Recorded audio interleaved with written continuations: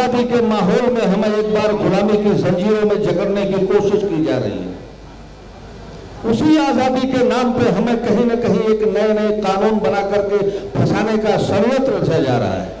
आज आप लोगों को उसी से जगाना है, आप लोगों को उसी चीजों को समझाना है कि देखिए आने वाला वक्त एक होता है, एक आदमी आता है तलवार लेके गर्दन उड़ा के चला जाता है, और एक आदमी ऐसा होता है कि रोज सुबह आपको एक पुड़िया देता है कि इससे खाओ आपका पेट साफ हो जाएगा।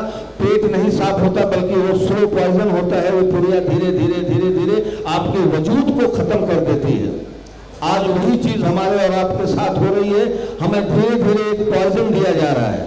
अगर हमारे पड़ोसी के घर में आग लगी है तो मैं मेरे घर में खुश होकर बैठा हूं कि चलो कुछ नहीं, मैं तो बचा हुआ हूं, पड़ोसी जल रहा है। लेकिन हमको ये नहीं मालूम है कि आज वो पड़ोसी का घर जला है, कल हमारा भी घर जलेगा।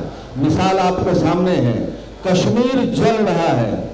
फेसबुक पे आप देखिए मीडिया को बैन कर दिया गया है। हर घर के दरवाजे पे एक गनर खड़ा हुआ है कि बाहर नहीं निकल सकते आप।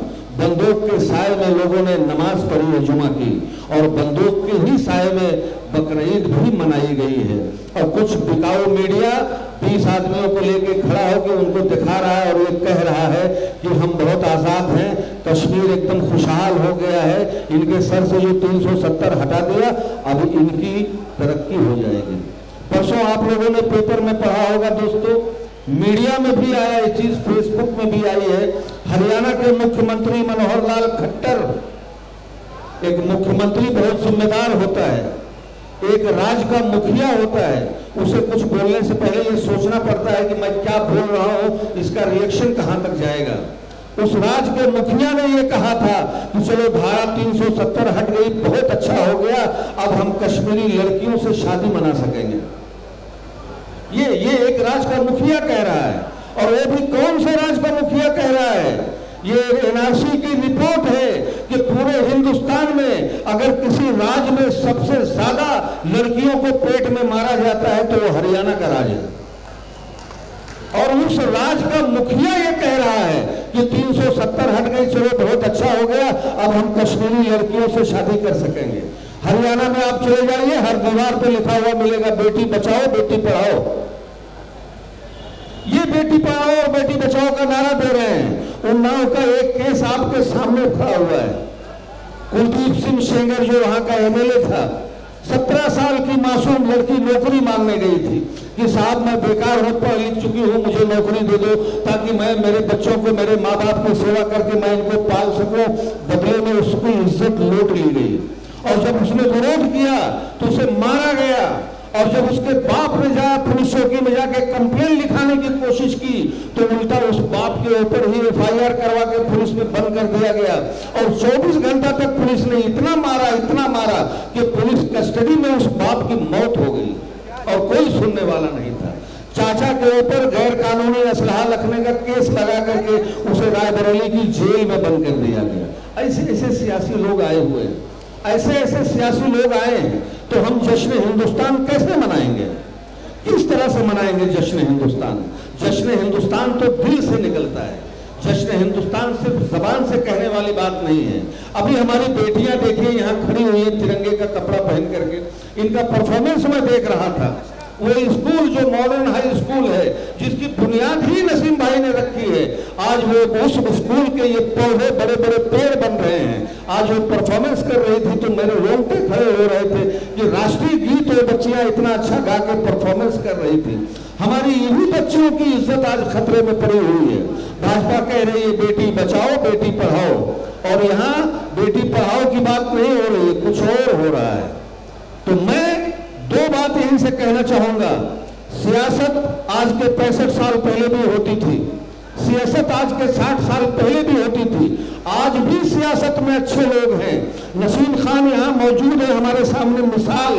20 साल से नसीम खान मिले हैं, और 20 साल में 15 साल नसीम भाई मिनिस्टर थे, और नसीम भाई के दामन पे इतना बड़ा दाग आप नहीं देखोगे। अल्हम्दुलिल्लाह हम लोग जहां भी जाते हैं बड़े फख्र से ये बात कहते हैं कि हमारा भी नेता है यार। हमारे यहाँ भी हमारे नसीम भाई की ऑफिस में महिलाएं जितने आदमी आते हैं उससे कहीं ज्यादा औरतें आती हैं। लेकिन नसीम भाई जब उन महिलाओं से मिलता है तो नसीम भाई के मुंह से एक ही जुमला निकला, हाँ बहन बोलो क्या बात है, और कम से कम 3 फीट का गैप रहता है। ये होता है कैरेक्टर।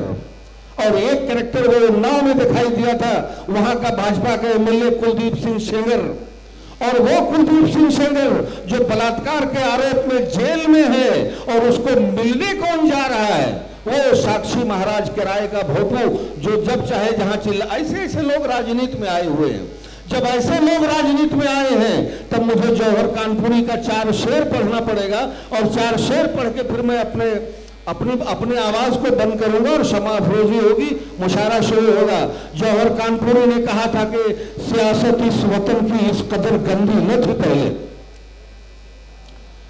जौहर कानपुरी ने कहा था कि सियासत इस वतन की इस कदर गंदी न थी पहले, रिदाए मादरे हिंदुस्तान मरी न थी पहले, मगर पहले सियासत में लफंगे भी ना आए थे, गली के चोर उचक्के जेब कतरे भी ना आए थे। ये जौहर कानपुरी थे। शरीफ इंसान जो होता था पहनता था वही खद्दर, जो बाइज्जत हुआ करता था बनता था वही लीडर। मगर अब तो शरीफ इंसान की गुंजाइश बहुत कम है, सियासत में वही आता है जिसके हाथ में बम है।